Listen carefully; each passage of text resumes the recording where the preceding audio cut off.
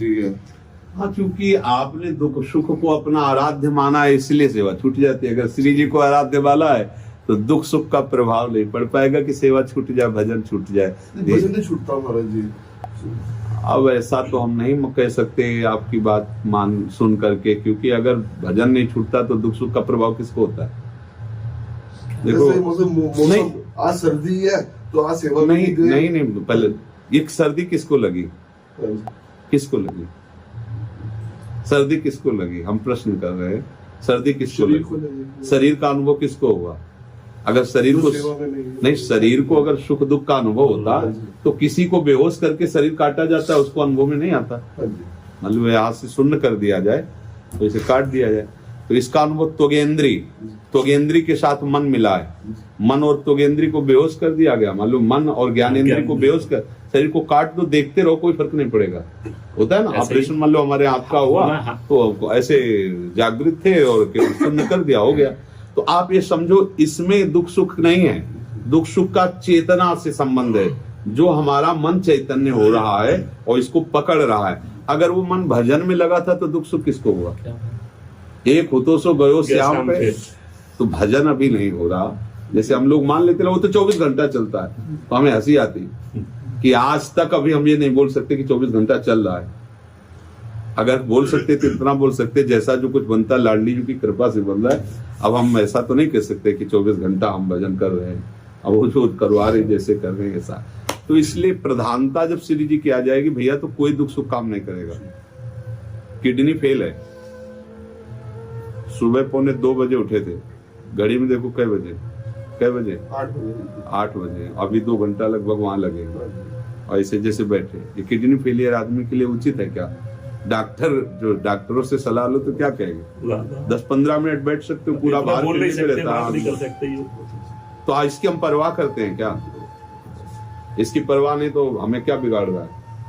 क्या बिगाड़ रहा है? चलो खेलो, पास हो। राधा राधा राधा मस्त। अब मस्ती अगर प्रभु की लगी है तो के लिए तो परेशानी संसार की है ही सब। आपको हमें देखने से लगता हम परेशान बेचारा डायलिसिस में मन में चिंतन चलता है। हम दोनों मतलब पति पत्नी है तो, लेकिन वो जैसे मंदिर की सेवा होती है ना शिव जी की, स्नान करवाना, ये लगता है कि वो थोड़ी कम हो जाती है मानसिक। मैं नहीं कहती कि चिंतन चलता है। इसमें खास बात ये है ना, आपकी प्रधानता शरीर सुख की है, प्रभु की सुख की नहीं है। नहीं तो अभी आप मान लो गर्म गीजर के पानी से नहाते हो, यमुना जी तो गोते ले लेगा। अरे भाई, अपने लोगों ने तिल बार जटाएं भेज रही है, उन पोछने के लिए कपड़ा नहीं है, वही लंगोटी वही है, चला 3 बार गंगा नहाना, सुबह तड़के, फिर 9 बजे और फिर शाम के 4 बजे। तो सर्दी गर्मी कहाँ, और ला कभी कंबल मिला ना कभी स्वेटर मिला।